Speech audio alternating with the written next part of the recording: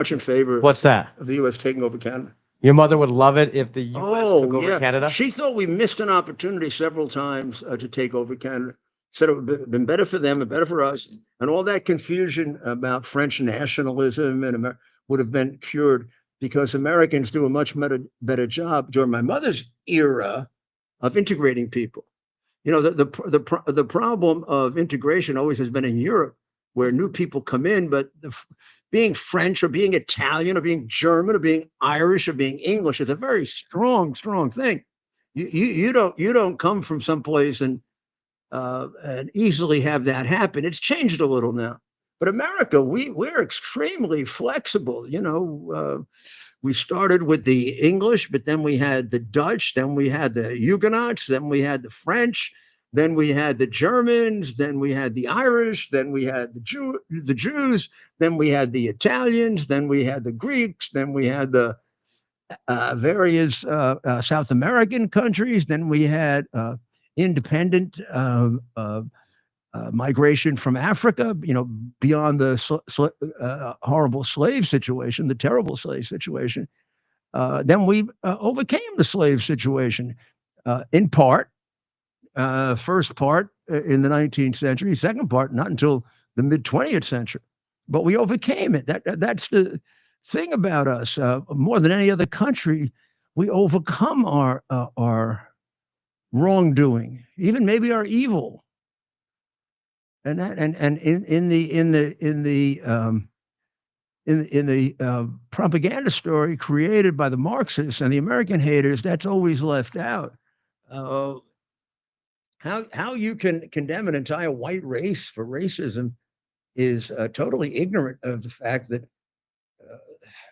hundreds of thousands of white men died to free black men at a time in which that wasn't exactly the most obvious social choice.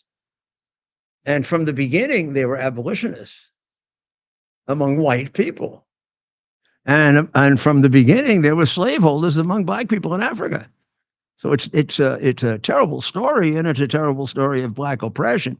But it's not as simple as the Marxists make it. And make no mistake about it, Black Lives Matter that you saw demonstrating against Mr. Penny is a communist organization founded and through. So is the teachers union, by the way. But please don't ignore that. So Ray is going. That's very, very good. Should he be prosecuted? You're damn right he should be prosecuted. And Rich Lowry, you're wrong. It's not revenge. It's called justice. And they get away with it because they convince us Republicans, including people like you, that there's something wrong with applying the laws fairly and equally. If they can prosecute me for advocating for my client, get me arrested, get me handcuffed, get me fingerprinted and photographed, they can invade my apartment, invade my law office.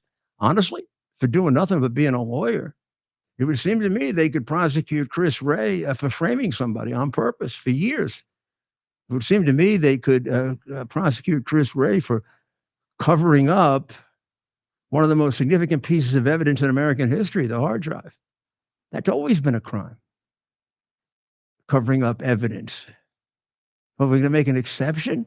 It isn't that we're taking revenge. What we're doing is we're giving them exceptions to the law that wouldn't apply to other people because we're afraid to prosecute them because they'll say we're unfair. And then that goes on generation after generation, and they get worse and worse and worse. I mean, you didn't prosecute Clintons. You got the Obamas. Obama then gives hundreds of millions in cash to a terrorist. He should have gone to jail forever for that. He got away with that. Hillary smashed up 33,000 emails, servers, lied 14 times. Then all of a sudden, the foundation is taking money from Russia and China, took most of its money from Ukraine. Nobody cares. It's them. It'll be embarrassing to go after them. And meanwhile, they make up crimes against Republicans to sort of cover what they're doing. You're not going to end that by just saying, oh, we're afraid to do it now. It'd make the president look bad if we do it. To whom? to the people who want a two-tier system of justice. That's who will make it look bad. I'm surprised at Rich Lowry for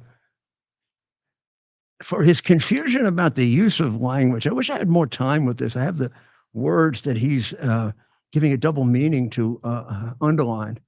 I'd love to talk to him. Rich, if you really want to have a conversation about it, I have great respect for you. And there are plenty of areas where you know a lot more than I do. I really think I know a little more than you do about the administration of justice. It's a shame that a smart man like you it gives you an idea of how their propaganda works. Resist revenge, Don.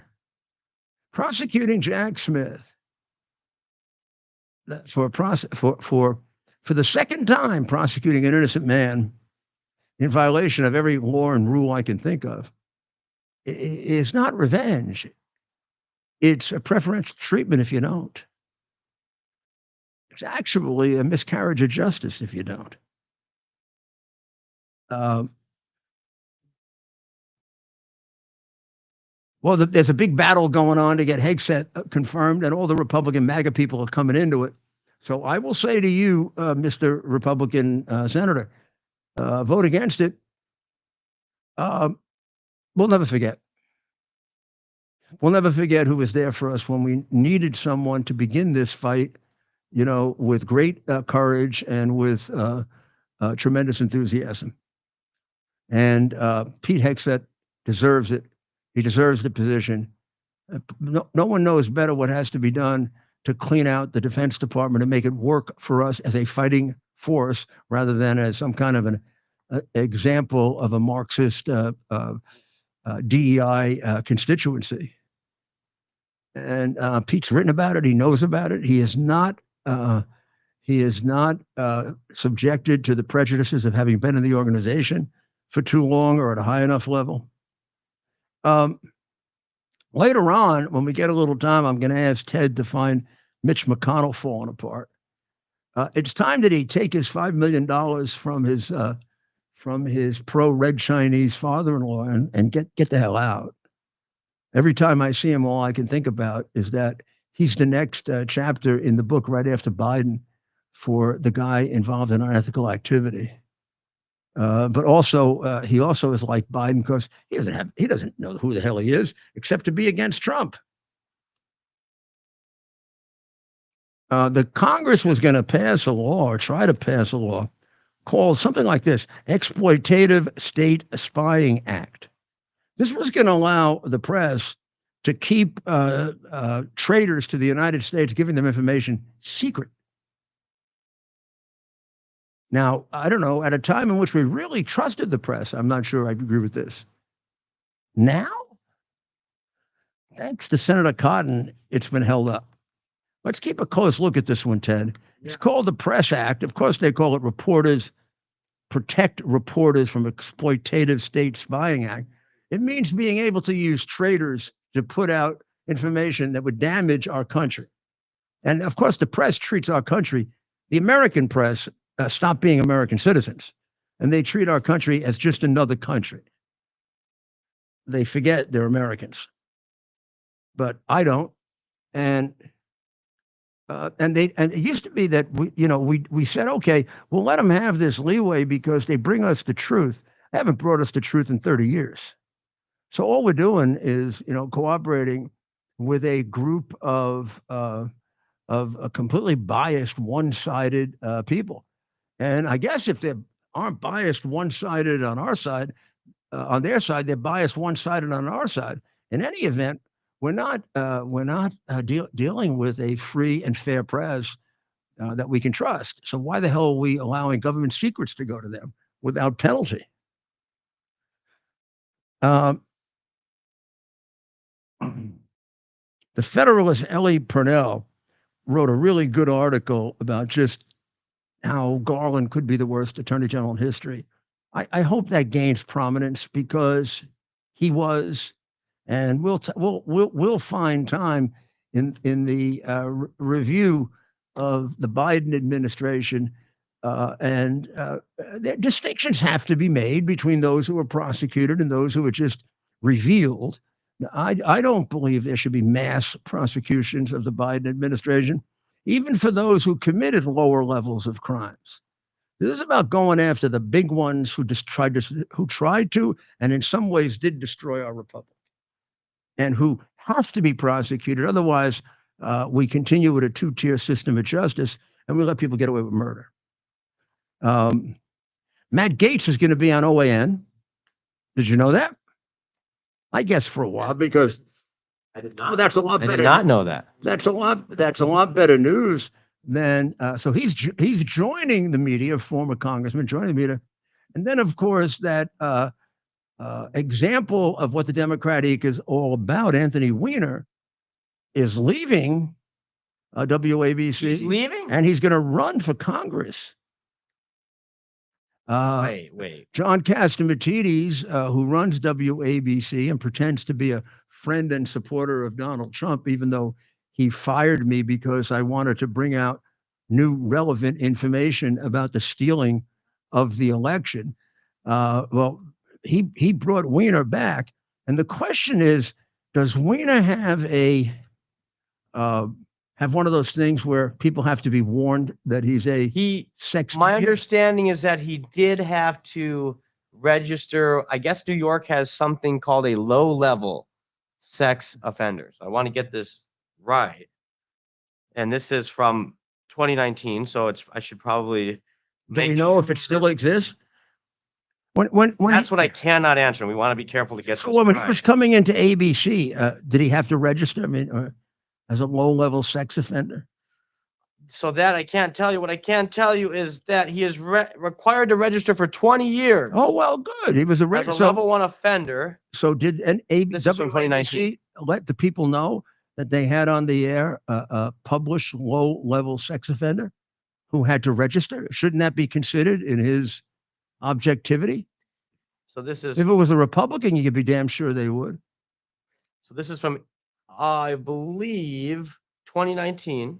Well, and if it says 30 years, it encompasses the time that that WABC and John Catsimatidis brought him in and censored the coverage of the 2020 election to the point of misleading me and then eventually firing me. So they keep a low-level offender, and they got rid of me. Please understand that, ladies and gentlemen, about WABC.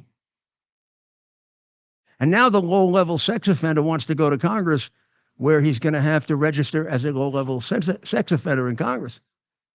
Oh, the city council. Oh, well, there it won't even matter. Where in Congress is this guy? Oh, he's going to the city council. That's where he started. That's scary. Hey, the company. You remember somewhere. Ted will remember the following story. When he was not very friendly. When Chad Lopez, the hitman for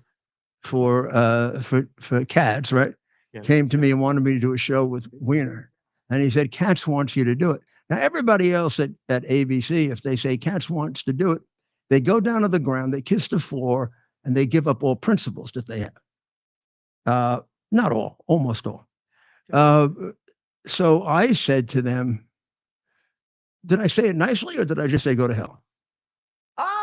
I think you were a little diplomatic with this. I just said no way. I think it was a no. I mean, it was a no way. It was or are you kidding? Yeah, it was more about like, no, you were very, very, very. What's the word I'm looking for? I actually said very direct and very clear. Cuomo at the same time too. I said Andrew Cuomo's problems are very, very severe, but Andrew Cuomo, I don't know.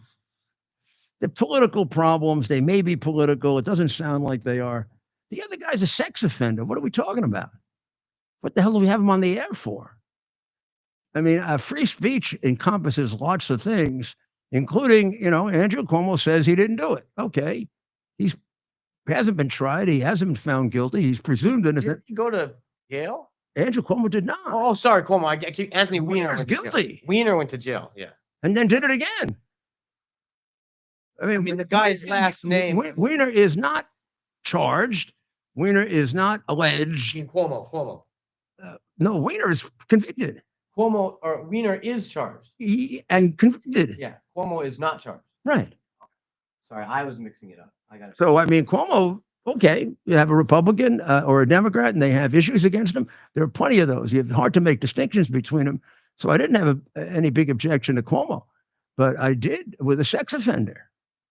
And I don't know, low level. That's because he was a Democrat politician who got away with murder. The stuff that he did. Now I don't know if you get over that stuff. I don't know. Psychiatrists tell me you don't. I tend to think people get over lots of stuff, but I don't know. This Mangione killing of the insurance executive has sure taken on a life of its own, huh? Yes, it has. Because, a killing is awful, but I mean, there probably were several today we don't know about. Right. This guy and his motive seem to be really affecting the American people, and it does seem that his motive it sure as heck isn't like it doesn't seem to be like what we've been looking at in the past. Is he a crazy left or a crazy right? It looks like he had developed some obsession with insurance companies denying coverage, right? Yes. Particularly with what he wrote on the bullet casings, right? Right. To the point where he apparently recently had, when I say recent, within the last couple of years, back surgery. And a back surgery that had left him, according to some reports, unable to have intimate relations or even a relationship in general, is how one friend has put it. That's important. Everyone wants to talk about all this other stuff. What does relationship in general mean? He couldn't talk to people?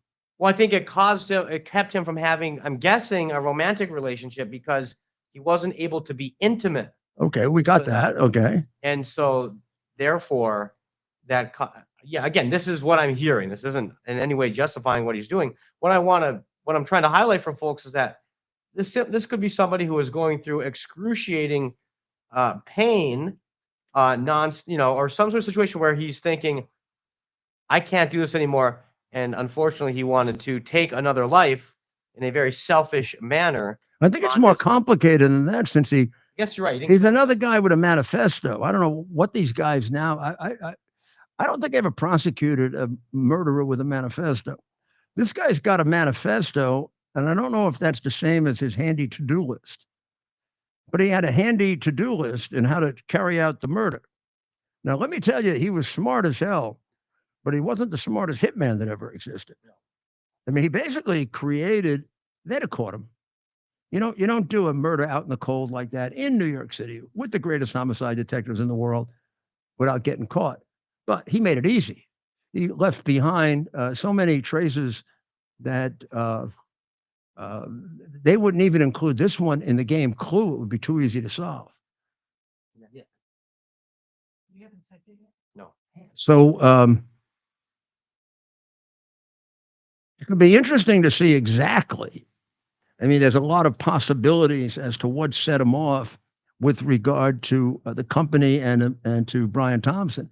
But why the focus on tragically on Brian Thompson? And then the other thing that it kicked off, which is his own support from the people who said he was handsome, and then the people, and then the people that not just the people who said he was handsome, but then the people that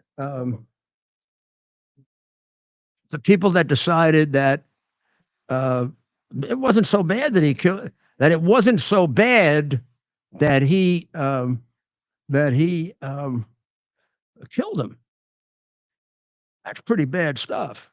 That is pretty bad stuff. Seems like he had an absolutely beautiful family. Seems to me like he had an absolutely beautiful family. Whose picture I would love to show you, but my little thing here went down because we didn't charge it.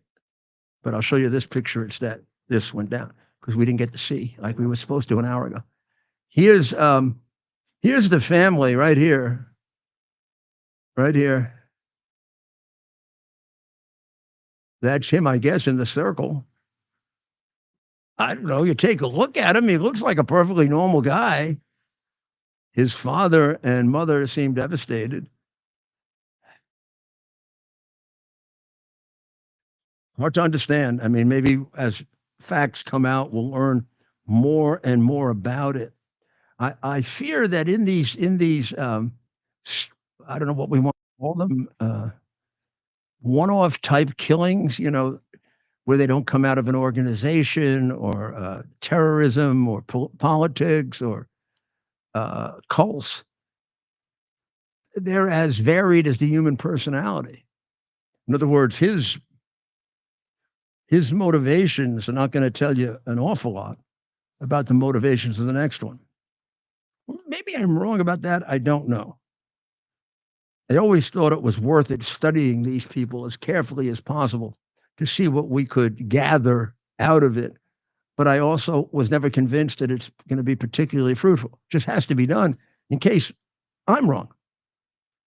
Um, Now, that was the bad news last week. The good news was the acquittal of Daniel Penny, which was a great victory for justice at a time in which justice under this Democrat communist regime has had very, very few victories. And the victory was right in the middle of the Democrat dictatorship, not just of New York, but of Manhattan, which is corrupt as hell. Judges appointed by Democratic bosses just because of politics, dominated by politics. All you have to look at is the way they decide the political cases involving gerrymandering. One exception to that gets flipped around by changing around the entire Court of Appeals politically. The fact that if you're going to contest a Democrat in Manhattan, don't do it. You're just going to lose. And if you consider Judge Engelmoron and Judge Mensch, if you consider them fair judges, there's something really wrong with you. I mean, both of them are products of a disgusting appointment system. The thing about this that is it would be enormously helpful is as the cases emerged, the Engelmoron case, where I can't possibly spend enough time telling you all the things that he did that were totally unfair, that no other judge anyplace else but in a dictatorship would do. And then the one who had his criminal case was even worse. He was never even charged with a crime. They never told Trump what the felony was. And then the judge let him do a less than unanimous verdict, and he let in all kinds of evidence that was prejudicial. And neither one of them, I mean, both of them have completely corrupt appointment processes. Engelmoron ran 3 times, chosen by the Democrat boss in New York County. Never had an opponent. Democrat. Dictatorship. The other one never got elected. He just got put on there by the Democrat bosses. The current Democrat boss, by the way, had a father who was one of the worst judges in the history of New York, Judge Set 'em Loose Bruce. So you can imagine what he's like and the kinds of judges he selects in the image of his old man, which is one of the reasons why we have so many judges in New York that let criminals go free who then kill and beat the hell out of New Yorkers. His father specialized in that. Just read Ed Koch. So we'll be back in a moment, and we're going to have a special guest talk to us about the economy and ways in which we got to watch what's going on right now, because it's in let's say it's in a period in which it's very difficult to decide what direction it's going to go in, even if it's going to improve what direction it's going to go in. We'll be right back. To celebrate the new year, we're having the biggest sale ever on overstock clearance and brand new products. For example, save 60% on our Goose Down comforters, the best comforters ever. They go perfectly with our MyPillow bed sheets and duvet covers.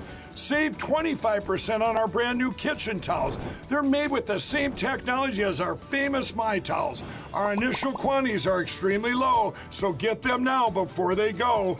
Our seasonal flannel sheets are finally in. You save up to 50%, and they sell out fast every year, so order now. They're truly the best flannel sheets you'll ever sleep on. or save up to 80% on all our clearance items. And this is where it gets even better. For a limited time, your entire order ships absolutely free. So go to mypillow.com or call the number on your screen. Use that promo code to get deep discounts on all MyPillow products. And for a limited time, your order ships And welcome back to America's Mayor Live with America's Mayor, Rudy Giuliani. That's me, Rudy Giuliani. We're going to have with us very shortly Andrew Sorcini, who is the president and CEO. Oh, there he is, Andrew, president and CEO of Beverly Hills Precious Metals Incorporated, and one of the real experts on, well, I was going to say on gold and precious metals, but to be that, you got to be an expert on the economy, the overall economy, and that's what we want to talk to you about, because we're at a time, Andrew, when I think the American people are in a state of confusion. We have a change in administration. We have a change in economic policy. What are the things they should be looking for to protect themselves? Hello, sir. Thanks for having me, and thanks for letting me share this with your audience, because it's important. So the biggest thing is that we're moving away from cash as we know it. It's not just here in the United States, it's globally. And the BRICS nations, which are a group of countries with the sole purpose of de-dollarizing the globe, it started off as 5 countries: Brazil, Russia, India, China, and South Africa. And it now has actually expanded to where 59 countries have recently applied to join. And now the BRICS nations currently control 81.5% of the world's money. They really do. So they're succeeding, sir, at de-dollarizing the globe. And I think that that's why President Trump is bringing in Elon Musk, who knows quite a bit about cryptocurrency, to really help guide us as things start to change. And if we're not on top of this, then the rest of the countries aren't going to use the dollar for anything at all ever again. Well, now, when you say, did you say 1.5% of the world's currency? The BRICS nations control 81.5% of all the world's money. 81.5. They do. They're led by Russia and China, and every year they have a new leader. This year it's Putin, and what they're doing is they're hoarding the world's gold in record amounts. So China just recently found, they claim that they found a mine just loaded with gold that's ready to be mined, just tons and tons and tons of it. They're hoarding the world's gold because this new central bank digital currency that they're trying to roll out to replace the dollar as the world's reserve currency is going to be so powerful that it's going to be backed by gold. And Donald Trump is aware of this. I saw him on an interview, and this is a quote. He said, if the United States were to lose the status that they have right now as the world's reserve currency, Right. If the dollar were to lose that status, that it's greater than losing any war. That's a strong statement. Yeah, you could see that. I mean, when you say 81.5% of the world's currency, does that include the American dollar, and does that include gold? It doesn't include the American dollar, but it does include gold. So what they're really trying to do is have this gold-backed digital currency, and you can see how popular digital currency has gotten since Trump's won the election. So it's not going anywhere. It's here to stay.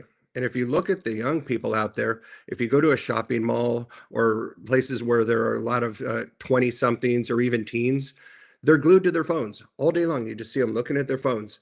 They want anything in the world that they need to do. They want to use their phone to do it.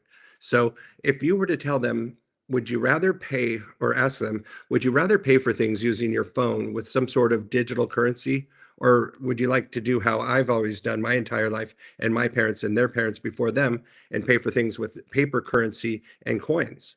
But really, this is going away.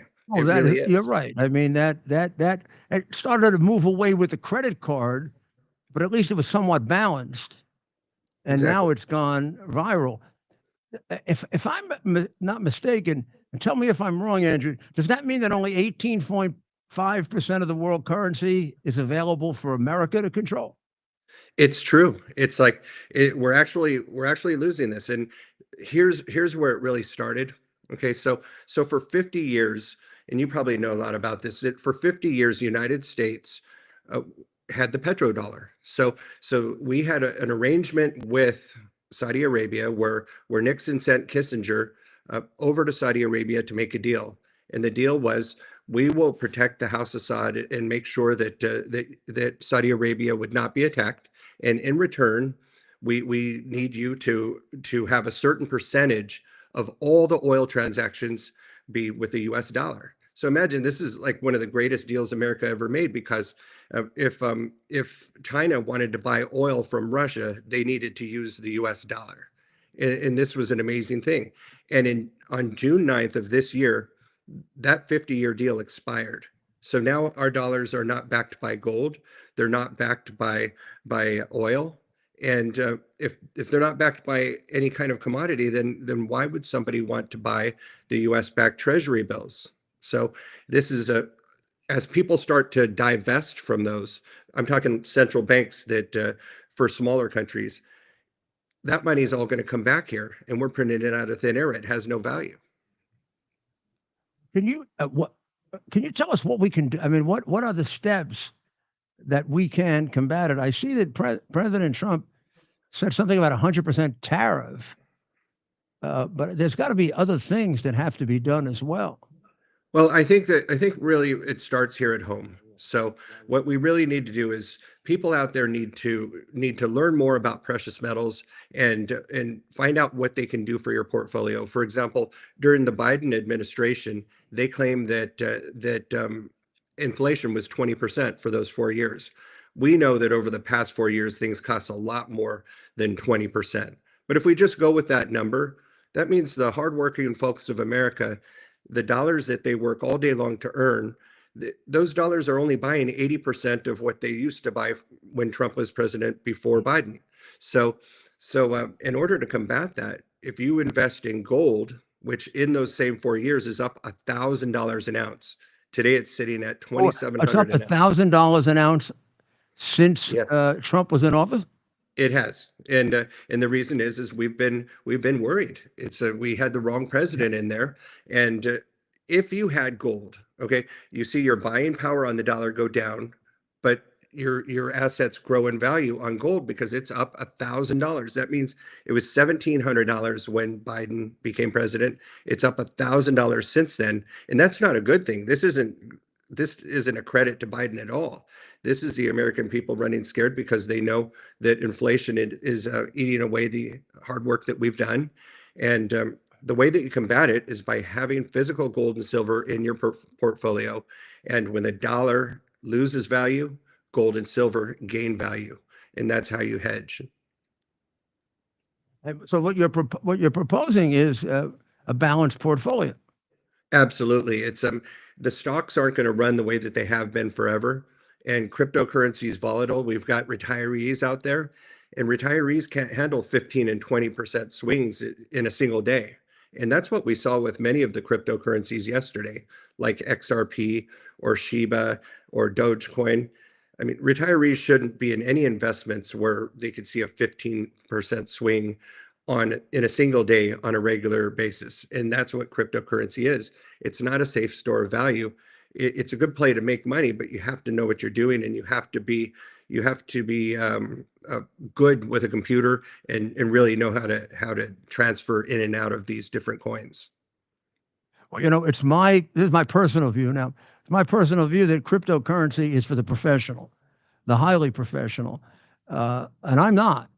So it's not for me. I always have followed the rule. I have to understand completely what I'm investing in. And until I understand it completely, I won't. And I think that probably talks about most of the average American people. Gold is a different story. I mean, gold's been around forever, even longer than money. And there's a great debate about whether we should have ever decoupled the two. I'm not sure I know the answer to that, but I do know it's a great debate. I'm with you 100%. And it's when you look at a stock and you look at Apple and you look at their balance sheet and you see that they're holding more cash than any corporation out there. And if you're thinking about investing in a stock, you've done your homework. It's a go. I mean, it's a go. Now, if you look at a company Yes. like, or if you look at a cryptocurrency like Bitcoin, okay, who made it? Nobody knows. It's a guy by the name of Satoshi Nakamura, something like that. It might have been the CIA who made it under a pseudonym. Who knows? But that might have been.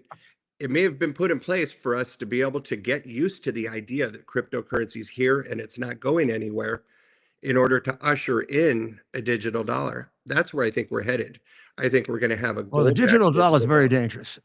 I It think is. whether for Bitcoin, gold, or cash, or credit cards, the digital dollar gives the government way too much easy control, and particularly since we're going in the direction of dictatorial governments, very dangerous. Now, tell us how you can help people if they're interested, because they Yeah, should be it's interested in finding out more. yeah, it's look, this country's been based on freedom, and it just seems like every year that goes by, we're losing these freedoms. And what the mayor just said, that if we go to a digital dollar, then that means that you can be controlled, you can be shut off, okay, with your spending. So if we can help people understand how owning gold and silver is a workaround for that. You don't want to, if you're driving a gas guzzler past the year 2030 in California, you don't want to go to get gas and find out you've been shut off because you're still driving one and not an electric car. So I could talk all day long for this stuff, but if people want to know more about how gold and silver can help them, they need to Please. reach out to us at our website, bh-pm.com. The name of the company is Beverly Hills Precious Metals. You can Google my name there. I work with General Flynn, and he's our company spokesperson. He's a good personal friend Oh, of mine. wonderful. Yeah, it's Me too. yeah, that's how you and I actually sort of met, Yes. and through Clay Uh-huh. Clark and also Cash Patel. I've worked with Cash Patel. He's somebody that I've been on shows with before, and we've been able to spread the word and actually help people.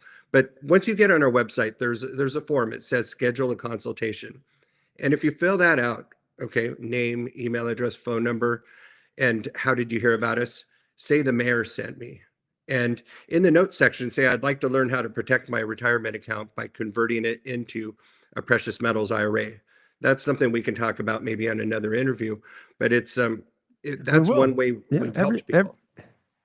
Well, I hope we can have you back next week at the same time so people get used to Absolutely. it, because I think these are things they need to know about. And also, you're focusing on people with retirement accounts, but I mean, young people too should learn about this, right? They From the very should. And beginning, it would seem to me if I was starting all over again, I would kind of have a balanced approach to it. Some in gold, some in absolutely. cash, right? It's true. When I was a And kid, there, yep. go ahead. Oh, so when I was a kid, I collected silver coins. You might have done the Yeah, same thing when you were a kid, but the yeah. kids now, they just want to find out what apps they can get on their cell phone, what kind of games they can have, and whether or not TikTok's going to be available after January 19th. That's what they're worried about. And really, I'm starting to see more young people come into this. There's really, I it bet says, you are. yeah, 1 to 2% of Americans understand what gold and silver can do for them. And unfortunately, the majority of them are people that are the sons and daughters of people that lived through the Great Depression. And that was Yes. passed on generationally, but there's been a couple gaps in generations since then. And I'd like to help bring that back. Well, I think there's a real opportunity also with young people when you look at the fact that people between 31 and 18 voted for Trump. They're worried about something. So I'm sure this is one of the things. But good luck, Andrew. That was one of the best explanations I've ever heard. And thank you. We'll talk to you next week.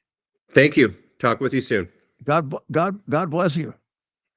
I would follow his advice and get the consultation. I mean, this is something I need to know more about. You need to know more about it.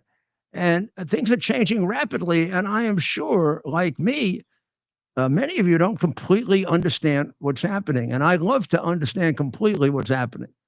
And I'd love to have my audience do that because we got a very smart audience. That's bh-pm.com. So you schedule a consultation and you say the mayor sent you, and they'll give you wonderful treatment. And then it's up to you. You decide. No, nobody can tell you what to do with your money. That's what America's about. But people can give you good advice about it because we're not all experts on every aspect of everything. I sure as hell. So thank you, Andrew. And we'll take a short break. And I would take advantage of going to bh-pm.com and tell them the mayor sent you. We'll be right back. Are you ready for some action? I'm ready for action. Get the Elite TV plan only through the portal. 218 channels, and it's only $69.95 a month, Wow. including your free portal. That's cheaper than everyone else. Your favorite sports, movies, news, Wow. even daytime dramas. We're talking about ESPN, OAN, Newsmax, Wow. channels you can't get anymore in certain areas. Compared to the competition, this is a way better deal. Endless selection. Not to mention all the free music channels. There's over 700 premium and classic movies all ready to go. Wow. Plus, they got catch-up TV that allows you to go back and watch what you've missed or want to watch again. Cut your cable in half and get twice as much for free. Way more channels for half the cost. After the first year, the subscription then drops to $57.95 monthly, Wow. where you change or upgrade anytime. Go to QUXNow.com and get yours today. Use promo code RUDY. Act fast. These deals are Here we are, pretty much at the beginning of the process here at this pristine, I call it a laboratory. It's not like a factory, it's like a hospital. This is the beginning of the process for roasting. Deep green, very good quality. Most people don't use this quality. We deal with small farmers because we like to know who we're dealing with. They give us the highest quality, all organic, non-GMO. You should know all Arabica beans, no Robusto, all Arabica. They're gonna go into the roaster and it'll get roasted for about 20 minutes or so.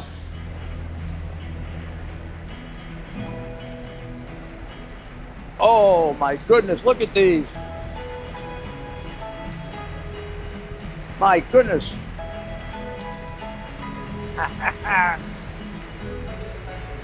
You're going to want to specially order these.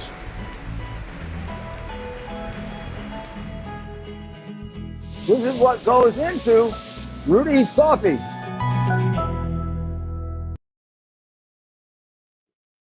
If you watched us last night on America's Mayor Live, you saw Darren, our partner, who really did a very good description of Arabica and the other kinds of beans. And I want to show you something from, I think it's the front page of today's, I think it's today's Wall Street Journal. It says, coffee prices set record. Coffee future prices hit new highs Tuesday, pushing past a record set in April 1977. And it's for Arabica coffee. Now, that's very, very important because Arabica is the much better coffee bean.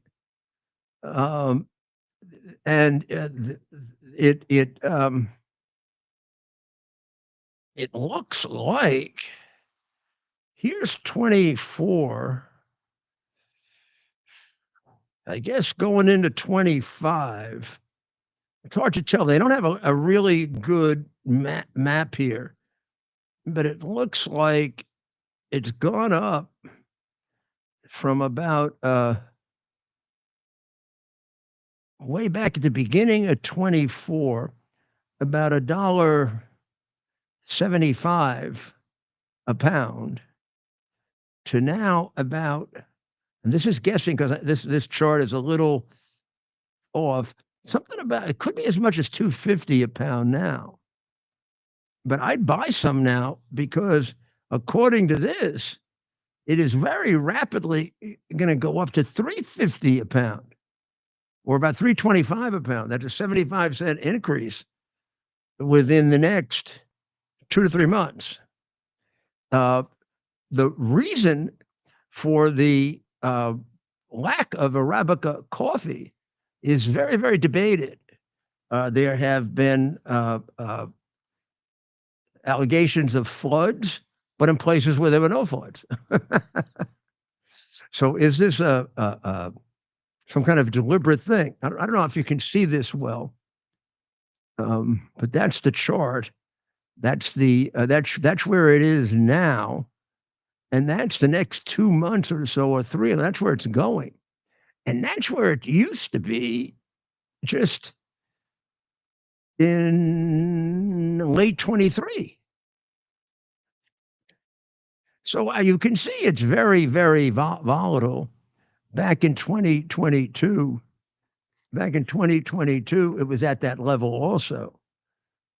So right now we're in the outer range of where it's been in the last 4 or 5 years, but it's headed for a massive increase if they're right. And the futures are headed in a vast, and that's not being right or wrong. That's being the gamble they take when they invest in the futures.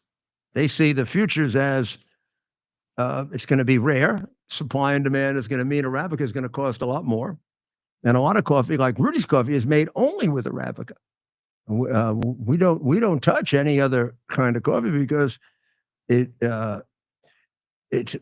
very, very inferior. It creates a lot of the nervousness that you get. It has too much caffeine and not of a high quality. So there are these studies about how coffee can help you, but they're talking about high quality coffee helping you, not the stuff you get in the typical diner or in the little packet or even at Starbucks. Because it's mass produced. So I would recommend getting and stocking up on your Rudy coffee, morning, bold, those two.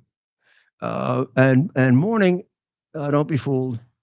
A lot of people would like morning in the afternoon. It's pretty strong morning coffee. You can make it less strong by adding a little extra water. But if you do it as prescribed, you're going to say to me, gee, that seems like the regular coffee. A lot of people do when they talk to me. And then I tell them, well, you want to really, you got to understand, I'm a strong coffee drinker. And Darren did this with me and Dr. Maria in mind. And we are going to very shortly before Christmas, we're going to do a little show and then we'll maybe even put it on tape, make it available as a sort of podcast on how to take the coffee beans and very easily convert it into coffee. This stopped me for 20 years. And when I started doing it, not only is it easy, it's fun. I find it fun, at least. And I find it fun experimenting. I see that Erdogan is messing around in Syria. Now, I have to say that I find that extremely upsetting, and I really do think we have to do something about it. The things are complicated enough there. We have to get him. We have to get him the hell out of there. It's time to, sorry, pal, but you're gone. We don't need you. So let's take a look at the most recent map of Turkey and who's where. Okay. Are we almost ready? Yep.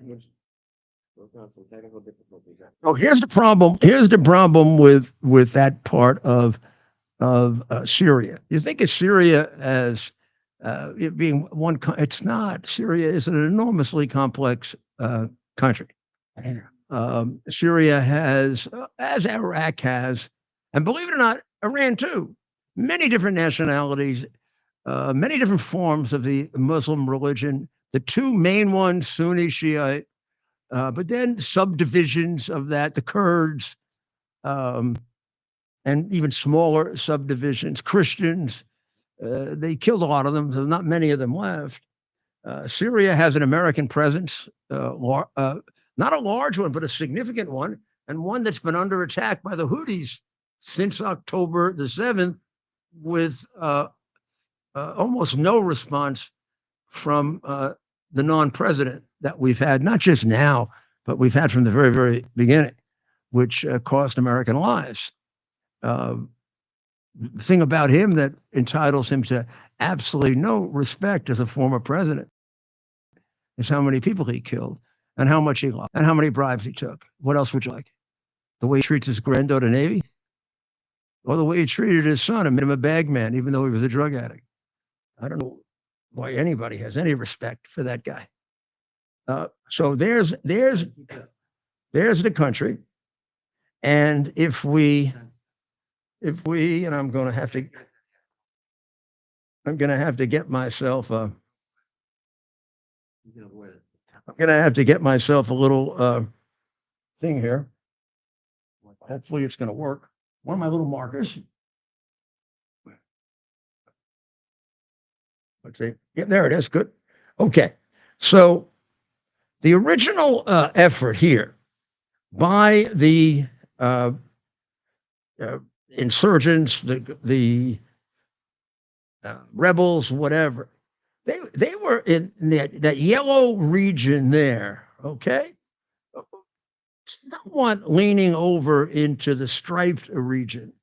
That's where they were. Also in that area is U.S. troops and Kurds. And also in that area, let's make a little circle, not perfectly accurate, is a lot of oil. So I don't know, this may be worth more than the rest of that money. Now, we do have a very, very significant air base right here. Notice it's on the border of Jordan and Syria. That was attacked several times by the Houthis. The first effort that the insurgents, the rebels, the main group being the HTC, and they went in and took, remember now, first one they took is Aleppo. That was up here.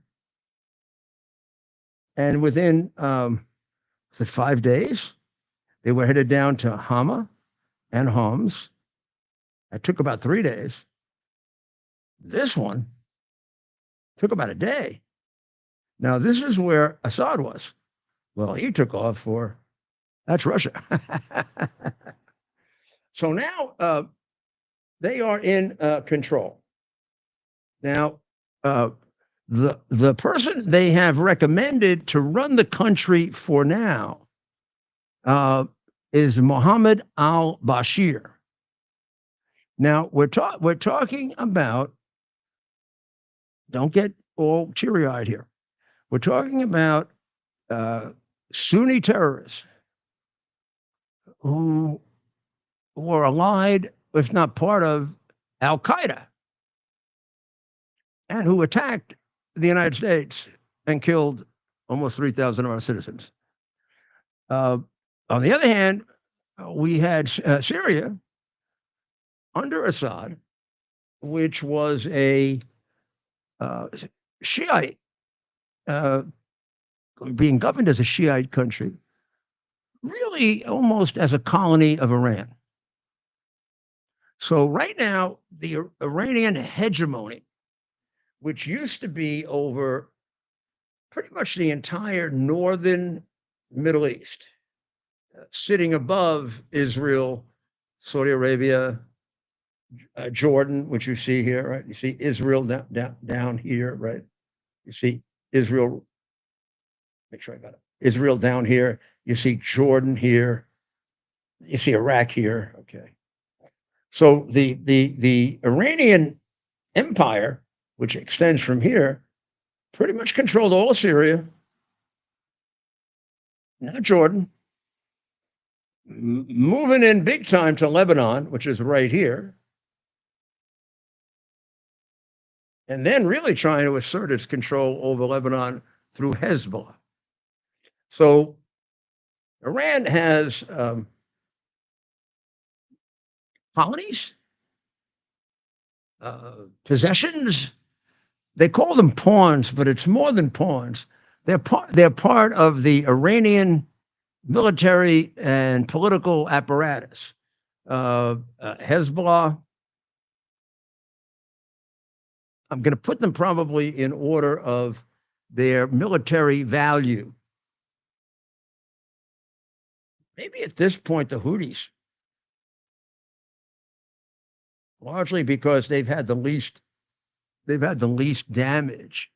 Then, of course, there was Syria, which was thought of as much more resilient than it turned out to be.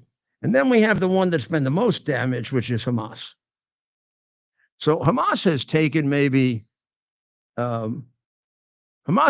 damage both at its upper level and in its, if it's 50% of what it was in terms of armed forces, it's a lot.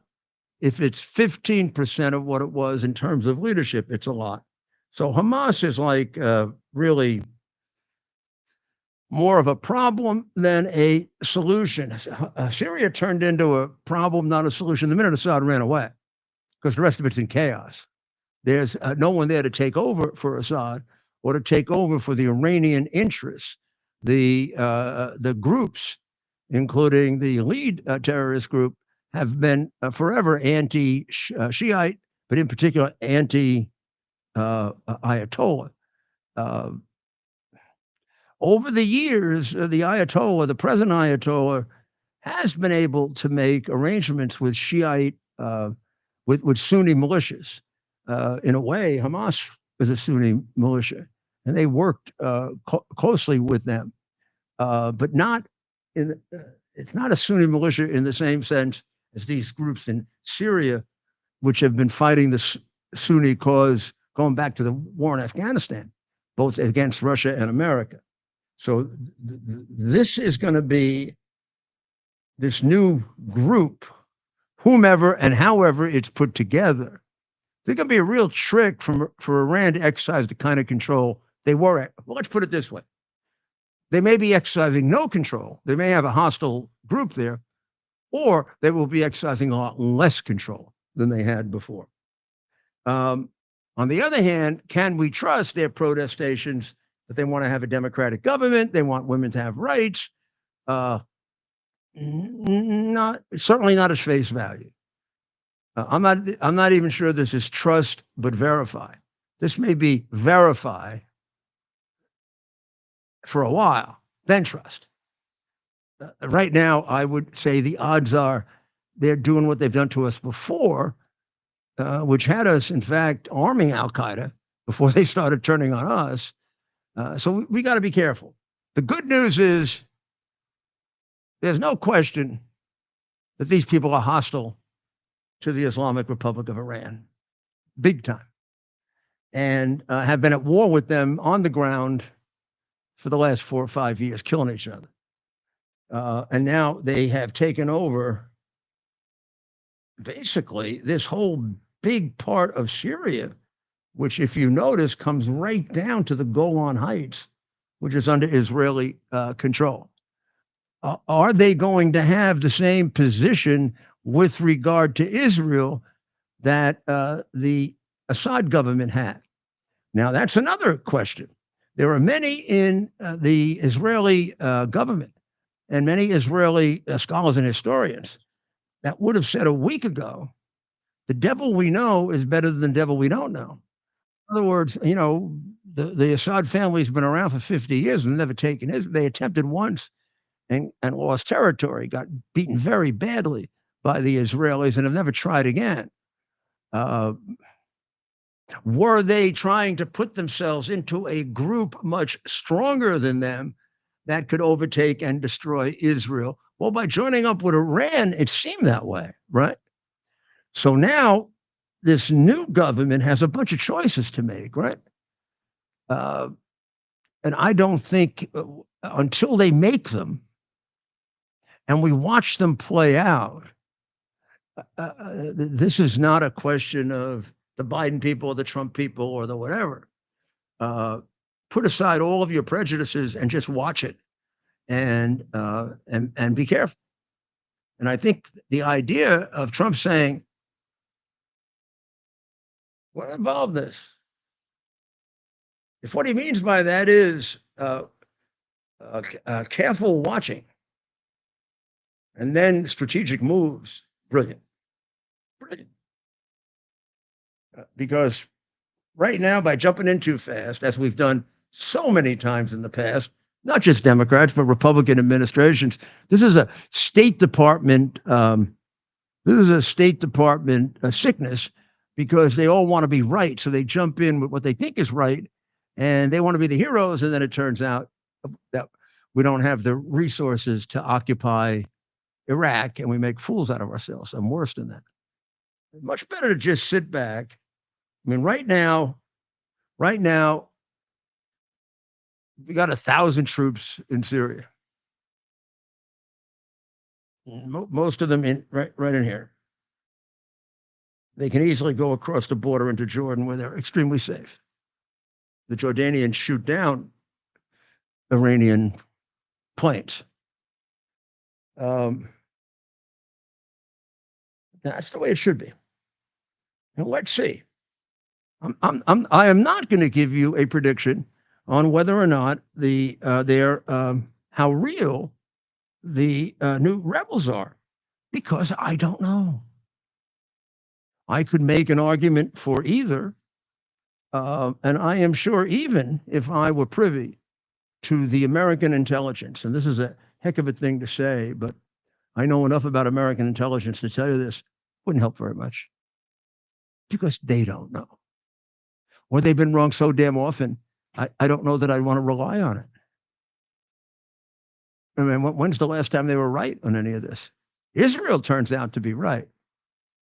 The only thing I can be sure of is when Biden takes credit for it, it is an absolute joke. If it were up to Biden, none of this would have happened. You go back to October 7, and right away, Biden says Israel has to defend itself. And the minute Israel starts to amass the 100,000 troops to defend itself, Biden begins with a ceasefire, ceasefire, ceasefire, ceasefire, ceasefire. Nobody told him nobody fired yet. We were ceasefiring before anybody fired. Had no one fired in Gaza, this never would have happened. If Israel did not extend the war and kick Hezbollah out of the neutralized zone, which the UN was supposed to do for, I don't know, 18 years or something, 12 years, 11 years, this never would have happened.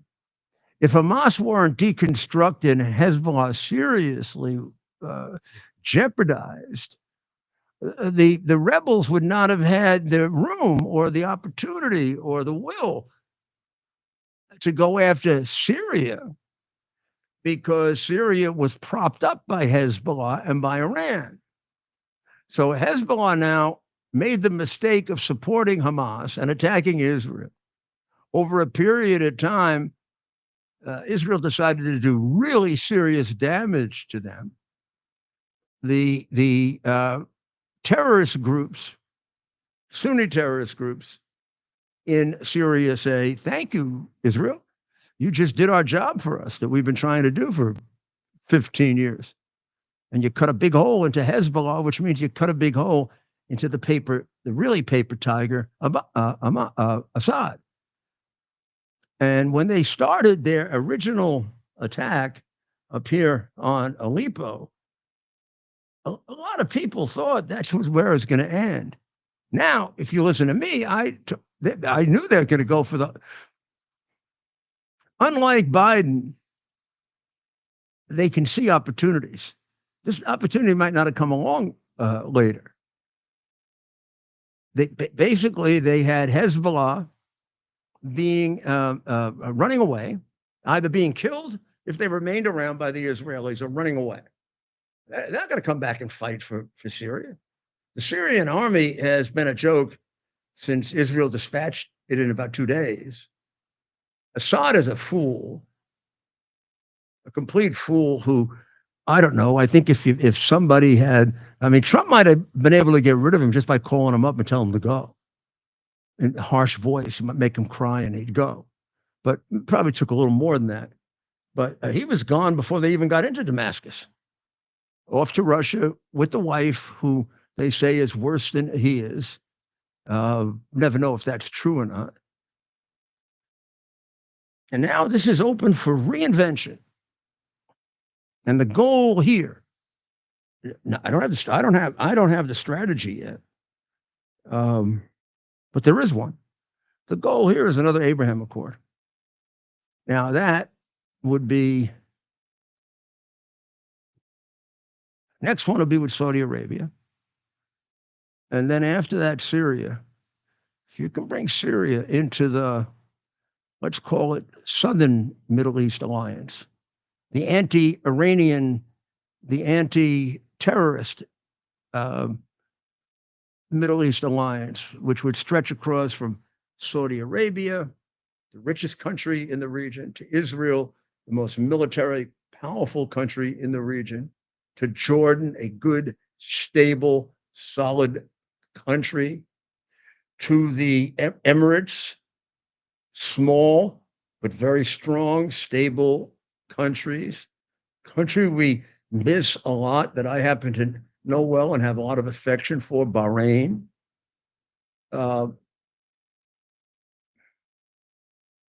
If we get Qatar on the right track here, we don't need a two sides against the middle situation screwing us up here. And they're the only one of that group that falls into that category.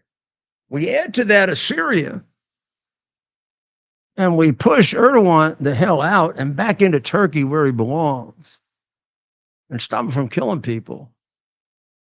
And how about we get the genocide thing out of his blood too, which is what's happening with Azerbaijan and Armenia. Azerbaijanis are Muslims, Armenians are Christians, and every once in a while you get a big slaughter over there, and everyone believes it's orchestrated by Turkey.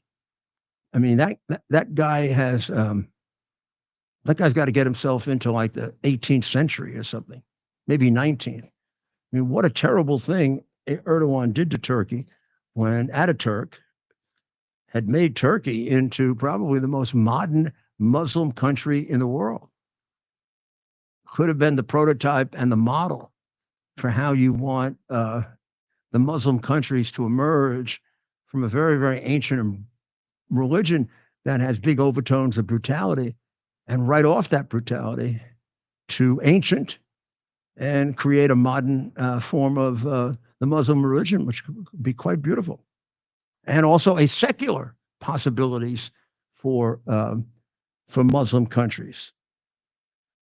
It was all there, right for the taking, until Erdogan came along and took them back, step by step, took them back to, oh gosh, we're beyond the Middle Ages now. Just look at the women. So we've got to be very, very careful that he doesn't make inroads. You see where they are? They're up here, right? They're right up here. The Kurds are right in here. And the oil is right in there. Or as they say in Brooklyn, the Earl is right in there. All the Earl right there. Better watch out. See how I clean it up? Look at that. Ta-da. Now we get rid of them all, and we can come back in a few minutes, and we'll wrap up with a couple of really good stories. Okay? Things you got to know for tomorrow. Are you ready for some action? I'm ready for action. Get the Elite TV plan only through the portal. 218. I find this very, very confusing for everyone, but we have two shows. And so we're on at 7 to 8 on Frank Speech Network with the Rudy Giuliani Show. And now it is on X, where many of you are right now. It's probably on everything you're on right now, right, Ted? Now, you're going to correct me now, but we're going to go over it during the break, and then we're going to get it all straightened out when we come back, because by January 1st, I have a reorganization in mind, but that's if the bosses agree, Ted and Maria and Steve, okay? We'll be right back. Are you ready for some action? I'm ready for action. Get the Elite TV plan only through the portal. 218 channels, and it's only $69.95 a month, Wow. including your free portal. That's cheaper than everyone else. Your favorite sports, movies, news, Wow. even daytime dramas. We're talking about ESPN, OAN, Newsmax, Wow. channels you can't get anymore in certain areas. Compared to the competition, this is a way better deal. Endless selection. Not to mention all the free music channels. There's over 700 premium and classic movies all ready to go. Wow. Plus, they got catch-up TV that allows you to go back and watch what you've missed or want to watch again. Cut your cable in half and get twice as much for free. Way more channels for half the cost. After the first year, the subscription then drops to $57.95 monthly, Wow. where you change or upgrade anytime. Go to QUXNow.com and get yours today. Use promo code RUDY. Act fast. These deals are Oh, the one that came with Pauline that time. Our friend. Yeah. Yeah, I don't think she likes her. To celebrate the new year, we're having the biggest sale ever on overstock clearance and brand new products. For example, save 60% on our Goose Down comforters, the best comforters ever. They go perfectly with our MyPillow bed sheets and duvet covers. Save 25% on our brand new kitchen towels. They're made with the same technology as our famous My Towels. Our initial quantities are extremely low, so get them now before they go. Our seasonal flannel sheets are finally in. You save up to 50%, and they sell out fast every year, so order now. They're truly the best flannel sheets you'll ever sleep on. Or save up to 80% on all our clearance items. And this is where it gets even better. For a limited time, your entire order ships absolutely free. So go to mypillow.com or call the number on your screen. Use that promo code to get deep discounts on all MyPillow products. And for a limited time, your order ships So let me make sure, now that you're on America's Mayor Live, let me make sure you got all the news you need to know to go into tomorrow, fighting for American democracy and the restoration of it. Which, we do have our leader Donald Trump, and we do have an extraordinary number of warriors that he's picked that are good, but none of them are confirmed yet. Well, they couldn't be because the Senate is not up to it yet, but they're looking good. They're making bad noises about our friend Pete, which we're not going to let them get away with. You saw Steve Bannon on the show on Friday, and you see that Steve is it's all Pete all the time. We're not giving an inch on Pete Hegseth. And then that's the same thing is true with Robert Kennedy Jr. and with Tulsi. And here's the way it goes. The more those communists go after them, the better they are. The ones we got to worry about are the ones that they're not opposed enough to. Well, maybe they know something we don't know. I'm not completely kidding when I say that, Stephen. I'm not completely kidding. I mean, sometimes your enemies know your friends and enemies better than you do. And now they're in a desperate situation that they could easily give it away. So the more they got upset about Pete, I mean, the stronger I got for him. Now, when they put out the DeSantis information, I was kind of happy with that too, because it said to me, they're going nowhere here. And a lot of people think that maybe was done to hurt Pete. And I'm telling you this here, not as an insider. When I do tell you something as an insider, I'll tell you. That means I have inside information that I am allowed to disclose.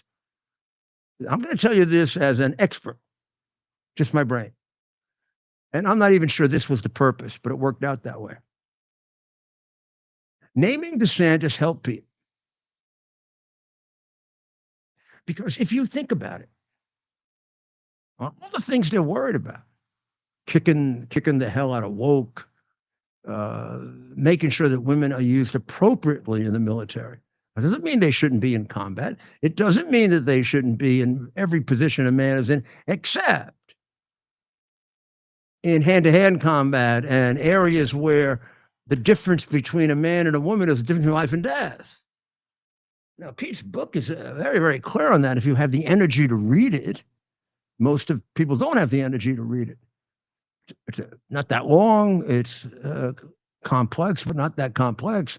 Read it, and you see that there's going to be one heck of a sec def, and he's going to change it the way you've been annoyed and upset about now for years, including taking a look at purchasing so that, yes, we become the strongest military in the world, or continue to be, or we're not with the Navy right now, but we don't have to do it with the ridiculous amounts of money we pay because we're paying money and commissions.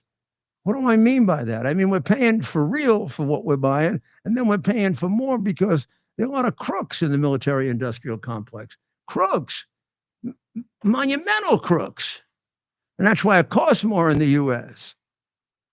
I'm more than familiar with it because I remember the reason for the Foreign Corrupt Practices Act was largely due to just how corrupt the American military industrial complex was, where they would pay bribes where they had to, where they didn't have to our enemies, to our friends, so they got their piece.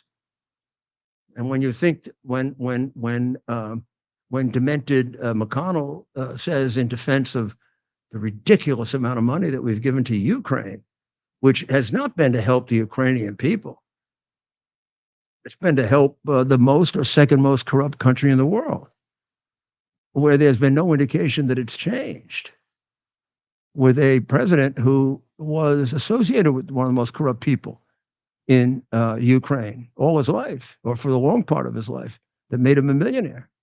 And from a president who suspended elections. That's very democratic, huh? Who the hell suspends elections? We poured $200 million in there. We just tossed the Ayatollah another 4 or 6 billion. Now, we gave Israel all 14 billion. What's Iran going to use that 4 to 6 billion for? Kill Jews, kill Americans, help Hezbollah hang on. He tried to become nuclear faster. Boy, does he have to go. I mean, he's not really the president. He's just a problem. So let's sum up. Go ahead, Ted. We didn't talk about the Pete Hegseth news and West Point. Did you hear? Go ahead. A reporter asked West Point, and I want to get the information. I don't have it in front of. A reporter had asked West Point if it's true that Pete Hegseth had been admitted but didn't end up going to West Point, something along those lines. West Point, their initial response was that he never applied. That was a lie. He did. And the reporter then went back to Pete and said, hey, they're saying you didn't apply. Pete showed him the proof. They went back. The reporter went back to the West Point. West Point said, oh, our bad. Sorry. We got that wrong. I don't get it. Pete had applied but didn't get into West Point. He was admitted. He was? That's my understanding. Did he graduate from what, West Point? He didn't go, but he was admitted. Let me bring this up to get this right, because this is a big knock on West Point. But let's get it right. Let's get the story right. This is breaking today, and we want to get this right. I know it's a story you'd want to cover. So Pete Hegseth's lawyer slammed West Point for sharing false information about the defense pick's admission in possible privacy violation. Attorney Tim Parlator fired off a pair of letters. One of the best lawyers in America. To the U.S. Military Academy superintendent, expressing concern that a public affairs officer shared false information with a journalist that could have blocked President Trump's defense pick from nomination. Not only did Mr. Hegseth apply, but he was accepted as a prospective member of the class of 2003, Parlator said in a letter to West Point Superintendent Stephen Gilland. The use of false statements to influence or damage a political nominee's reputation is particularly concerning as it may interfere with the democratic process and fair consideration of a candidate for public office. The letter claims that West Point's civilian press rep, Teresa Brinkerhoff, also showed egregiously bad judgment to share such information about the nominee to be Secretary of Defense with a known liberal outlet like ProPublica, claiming that the reporter at the outlet was preparing a derogatory hit piece. A West Point person later clarified to the New York Post, a review of our records indicate P. Hegseth was offered admission in 1999 but did not attend. An incorrect statement involving Hegseth's admission to the military academy was released by an employee on December 10th. That's yesterday. Upon further review of an archived database, employees realized this statement was in error, the rep said. The academy takes this situation seriously and really apologizes should, for the administrative error, they're calling it. They lied. Well, did they lie or did they? Let's just take one step back. Okay. And I have to admit a certain affection for the American Military Academy at West Point since they were in my district and I taught some classes there. And you would have spoke at his graduation. 99, I would not have. 03. No, I spoke at the 02? 02 graduation, yeah. Okay, so right with John James, a mutual contact.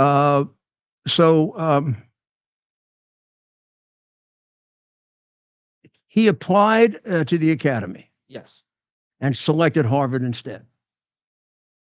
He went to Harvard. Yes, that would be my understanding. A reasonable thing to do, right? I mean, the academy is a great school. Harvard at that time was a great school. Yeah. And I don't know if I had a choice between the two. By 99, I would have picked the military academy. But if it were like in the 80s or 70s, I might have picked Harvard over the military academy. It's certainly a reason he didn't pick Lower Podunk University over the military academy. Yeah. But but originally they said that Pete Hegseth, lied. He never applied to the academy, or that he was never admitted to the academy. Which is it? What did the lie? Yeah, I know. I want to get this right, and maybe it's something we will put together, and we'll get your full response tomorrow. West Point falsely claimed that the defense secretary designate was never accepted into the nation's top military academy. They're saying he wasn't accepted. Okay, so it was never a question that he applied. It was a question of whether he was accepted. But he was accepted, and they said at first that he wasn't. Not only did he apply, but he was accepted. So something to follow, and we'll see. I'm sure there'll be more on this, Mayor. Are they? So where's the privacy violation? Are they not allowed to say? Well, there's a question on that. What?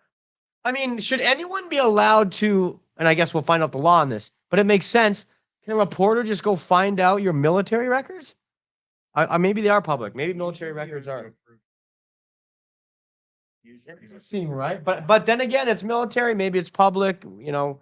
But the letter, this is the lawyer Parlator, is saying this may violate federal privacy laws.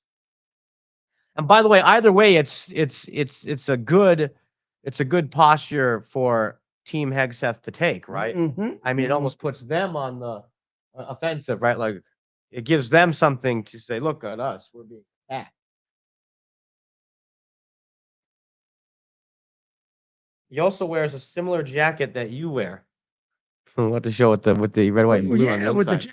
Yeah. Well, we'll follow this, Mayor. Maybe we'll do some more reading. Well, you have a lot of apologies here. Yeah. So you know something's up. The Daily Wire says they should fire everybody in charge. Of course they should. This is the United States military. Blaze says West Point under intense scrutiny for making error. They should be. This is West Point, Mayor. I know. Pete's lawyer, Senator Cotton, slammed West Point. Cotton, I think, says it's on purpose. I mean, look. I mean, it could be a screw up, but why you don't get to have mistakes like that. Why? So now you're That was not a Muslim chant. that's you being skeptical of the idea that this was a screw up. It always ends up our way. So everyone is on the edge of their seats. What does the mayor think of this? Because yes, within a week or so, whatever you say tonight will likely be the outcome. ProPublica, I must say, What's that? ProPublica was about to publish it. And they didn't, and they're explaining why. Well, However, I tell you what did it was Pete sent them a letter of admission. they were so close to doing it. I mean, a letter of admission would pretty much. Thank God he had it. You send them a letter of admission. Short of that letter, they would publish it. Not everybody. I mean, I guess you would keep a West Point admission letter, but not everybody keeps all their admission letters, right? To schools they don't go to. Maybe it gets misplaced. What if Pete did not have that? I'm sure he could have got it from the school, right? But it could have taken longer. He nipped this in the bud before it even got out. This is a damning story. And for West Point, I agree with you. God bless our armed services, of course. However, how can you do this? You don't get to make the same mistakes at West Point that like you get to make in your high school student I'll tell you council. one good thing. He'll be a better Secretary of Defense than Leon Panetta, who deliberately lied about my and President Trump being involved in Russian collusion. Yeah. And said that the hard drive that I found had earmarks of Russian collusion. You know what it had? It had earmarks of the Biden crime family all over it. That's what it had. It had earmarks of the worst political scandal in American history. It had earmarks of a political party that has fallen apart so badly they could get 51 so-called intelligence people to lie on a dime without any attempt to do any checking, which is apparently what West Point was doing here. They're trying to get out a story that he wasn't accepted to try to hurt him. And it's because of what I told you, that West Point, or enough people at West Point, are part of that American industrial complex also. And we have an awful lot of wonderful and very brave people in the military and in the American military industrial complex. We also, as we do all throughout America, whether we're talking about the journalism, I don't call them profession, whether we're talking about journalism or the legal profession or the medical profession or politics, we got a lot of crooked people too. And we got to straighten it out. And I'm going to give you a thought as we leave about why we have a lot of crooked people. Because we threw God out. We threw God out of America. No, the Democrats did at least. Now, we threw him out of the classroom. We threw him out of our meetings. We threw him out of our thoughts. Along comes the phony COVID, and people can't go to church. They can go to strip parlors, but not churches. Like God doesn't matter. God's an option. People are given exceptions for critical services. The worship of God is not a critical service in America. Asking God for help in his house is not a critical service. It's not worth making his house, going about what you have to do to make his house safe enough so it can be visited. It should have been a first priority. It was after September 11, wasn't it?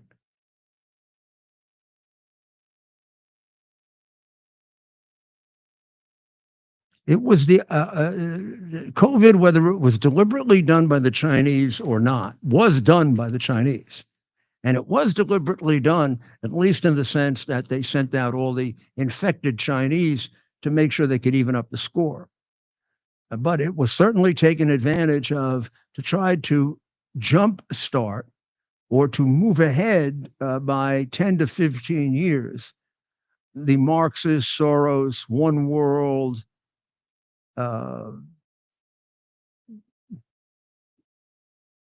basic schedule for destroying America as we know it. Now, if you think I'm making it up, just read Soros's view of American nationalism and just take a look at what's been going on in America over the last 10 years. It's a cultural revolution, not unlike the one Mao brought about in China. What do you think the tearing down of the statues is all about? I mean, New York is hilarious. We take Thomas Jefferson out of the city hall that I used to be in charge of. They would have to have gotten that past me when they were there. I'd have moved it to my office. The city council didn't want it. I used to walk over to the city council when those jackasses weren't around and just look at Thomas Jefferson for inspiration.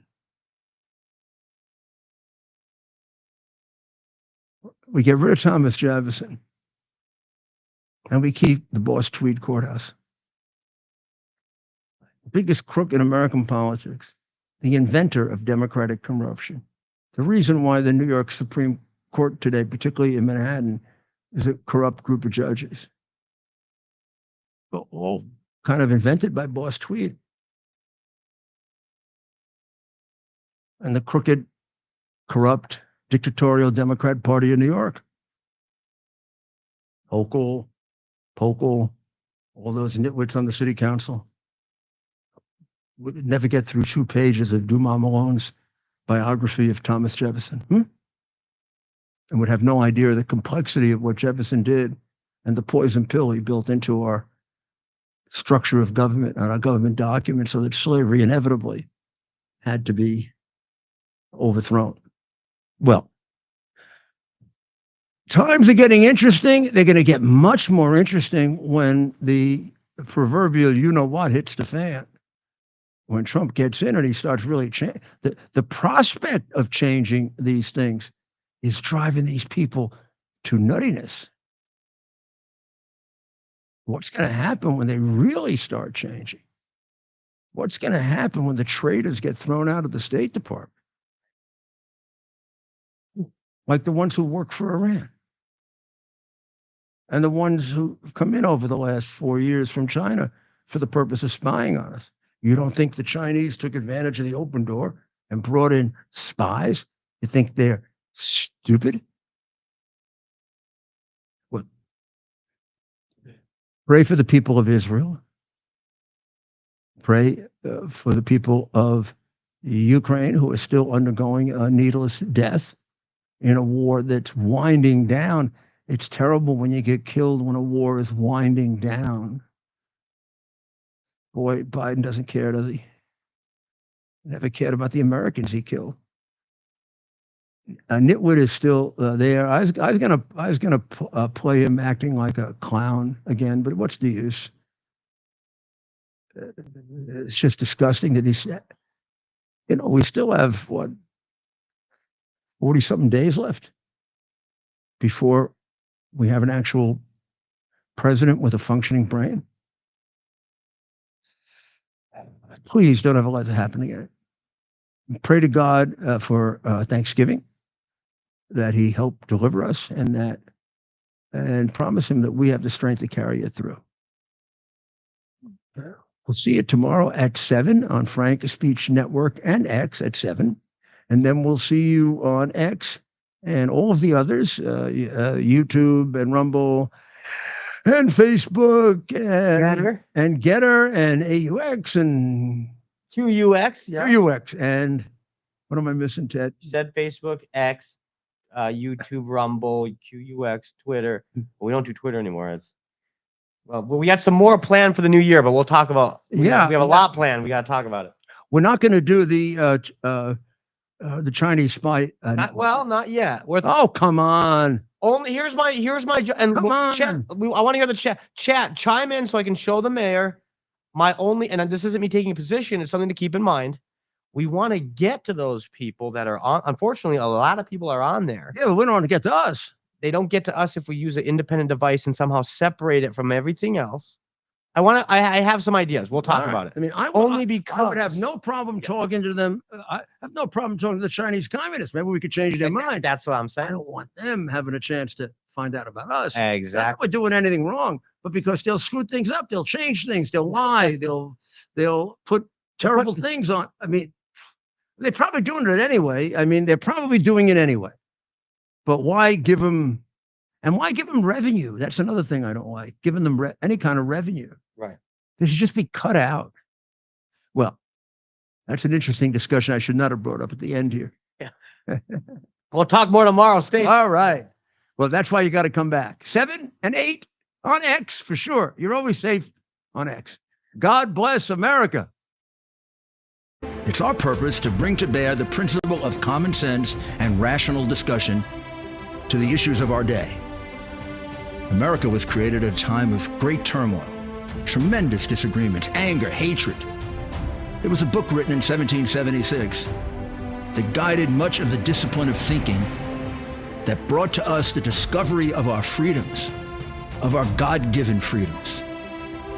It was Thomas Paine's Common Sense, written in 1776, one of the first American bestsellers, in which Thomas Paine explained, by rational principles, the reason why these small colonies felt the necessity to separate from the Kingdom of Great Britain and the King of England. He explained their inherent desire for liberty, for freedom, freedom of religion, freedom of speech, the ability to select the people who govern them. And he explained it in ways that were understandable to all the people, not just the elite. Because the desire for freedom is universal. The desire for freedom adheres in the human mind, and it is part of the human soul. This is exactly the time we should consult our history. Look at what we've done in the past and see if we can't use it to help us now. We understand that our founders created the greatest country in the history of the world, the greatest democracy, the freest country, a country that has taken more people out of poverty than any country ever. All of us are so fortunate to be Americans. But a great deal of the reason for America's constant ability to self-improve is because we're able to reason, we're able to talk, we're able to analyze. We are